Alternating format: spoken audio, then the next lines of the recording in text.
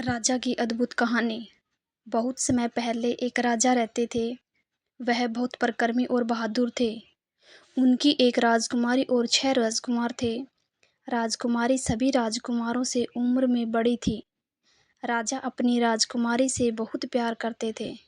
जब राजकुमारी का विवाह योग्य हो तो राजा ने अपनी राजकुमारी की शादी दूसरे राज्य के राजा भीष्मा से कर दी और साथ में अपना आधा राजपाट अपनी राजकुमारी को दे दिया। कुछ सालों बाद राजा बीमार हो गए और स्वर्ग सिधार गए। धीरे धीरे सभी राजकुमार भी बड़े हो गए और सभी की शादी हो गई। एक दिन सभी राजकुमार साथ में बैठे थे। तभी सबसे बड़ा राजकुमार बोला, हम 6 हैं, पिताजी ने हमें सिर्फ आधा राज्य दिया है और बड़ी बहन को अकेले ही आधा राज्य दे दिया। पिताजी ने हमारे साथ नाइंसाफ़ी की है। क्यों ना हम सब मिलकर बहन से अपना आधा राज्य छीन लें। फिर दूसरे राजकुमार ने राज्य छीनने के लिए बहन के पति को रास्ते से हटा दिया होगा। फिर सभी राजकुमार मिलकर षड्यंत्र रचा कि कैसे अपने जीजा भीष्म को मारा जाए और बहन से राज्य छीन लिया जाए। फिर सभी राजकुमारों ने अपने जीजा को भोजन का निमंत्रण भेजा। उनके जीजा भीष्मा के पास एक बहुत ही बुद्धिमान घोड़ा था जो भीष्मा को बहुत प्यार करता था और बहुत ही वफादार था। भीष्मा भी अपने घोड़े से बहुत प्यार करता था। भीष्म जहाँ भी जाता था मेरे साथ अपने घोड़े को भी ले जाता था।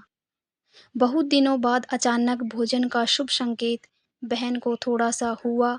उसने अपने पति भीष्मा से कहा कि आप भोजन का शुभ संकेत मना दीजिए। मुझे पता नहीं क्यों कुछ गलत लग रहा है। भीष्म ने कहा, तुम बेवजह परेशान हो रही हो। हम वह सब अपने ही हैं। इतने दिनों बाद बुलाए हैं, अगर नहीं डरो तो उन्हें बुरा लगेगा। भीष्मा नहीं माना और जाने के लिए तैयार हो गया। फिर भीष्म की पत्नी बोली, ठीक है तुम जाओ, लेकिन एक वादा करो, अपने घोड़े को हमेशा अपने साथ रखोगे और कभी भी बढ़ाओगे नहीं। भीष्मा बोला, मैं वादा करता हूँ, अपने घोड़े को हमेशा साथ रखूँगा। फिर भीष्मा अपना निवास स्थान चला गया। जब भीष्मा ने पितामह को जन्म दिया तो सभी राजकुमार अपने जीजा को देखकर बहुत खुश हुए और अपना षड्यंत्र चालू कर दिया। वह एक गड्ढा खुदवाया था और उसके अंदर फिट हथियार रखे हुए थे। अगर कोई उस गड्ढे में गिरता तो फिट हथियार उसमें धंस जाता और वो मारा जाता। लेकिन गड्ढे के ऊपर मोटे से बिस्तर और चादर लगा हुआ था जिससे किसी को पता न चले कि ये गड्ढा है। फिर षड्यंत्र के अनुसार सभी राजकुमारों ने अपने जीजा को उसी गड्ढे वाले बिस्तर पर बैठने के लिए कहा। लेकिन जैसे ही भीष्मा उस पर बैठ गया तभी भीष्मा का घोड़ा आगे आकर बिस्तर खींच दिया और गड्ढा नजर आने लगा। भीष्मा बोला, यहाँ तो गड्ढा है। फिर सभी राजकुमार खुद को निर्दोष बनने लगे और बोले, हमें नहीं पता था यहाँ गड्ढा है। यह किसी नौकर ने यहाँ बिस्तर लगा दिया था। फिर भी भीष्मा को दूसरे स्थान पर सभी राजकुमार बैठाए। कुछ देर बाद खाने का समय हो गया। फिर सब साथ में खाने बैठ गए। लेकिन भीष्मा के खाने में जहर था। इससे पहले कि भीष्म खाना खाता घोड़े ने भीष्मा का खाना गिरा दिया। फिर भी भीष्मा दूसरा खाना खाया जिससे उसकी जान बच गई। खाना खाते और आराम करने के बाद ज़्यादा रात हो गई। भीष्मा बोला, अब मुझे घर जाना चाहिए। सभी राजकुमार बोले, ज़्यादा रात हो गई है, आप आज रात हमारे वहाँ रुककर जाएं, कल आप चले जाना। भीष्मा रात में बिस्तर के लिए राजी हो गया और वहीं सो गया। अगले दिन सुबह सभी राजकुमार बोले, जीजा जी चलते हैं जंगल में शिकार खेलने।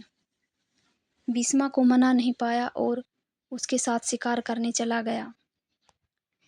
शिकार के समय भीष्मा जानवरों पर प्रहार करते थे लेकिन सभी राजकुमार धोखे से भीष्मा पर तीर चलाते थे। लेकिन घोड़ा हर बार भीष्मा को बचाता था।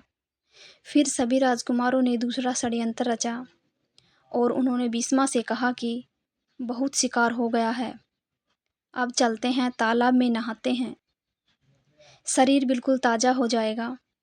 भीष्म को भी योद्धा के लिए मन था, वह तुरंत राजी हो गया। उन्हें मुसीबत में डाल देंगे। भीष्मा की पत्नी जब कई दिनों तक रोती रही, तब छोटे राजकुमार की पत्नी को नहीं रहा गया। उसने भीष्मा की पत्नी से कहा, आप इतना रो रही हैं, जाइए छोटे तालाब की तरफ घूम कर आइए, आपको थोड़ी शांति मिलेगी। छोटे राजकुमार की पत्नी सीधी सीधी नहीं कह सकती थी, क्योंकि उसकी अपनी जान का भी डर था। फिर भीष्मा की पत्नी तालाब की तरह घूमने चली गई। जब वह पहुंची तो उसने देखा कि तालाब का पानी लाल है। वह समझ गई कि भीष्मा अब इस दुनिया में नहीं है। वह वापस घर आई और अपने सभी भाइयों से झगड़ने लगी। उसने कहा, मैं समझ गई हूँ, तुम सबने मिलकर भीष्म को मार दिया है। सभी राजकुमारों ने अपनी बहन को पकड़ लिया और कैद कर दिया।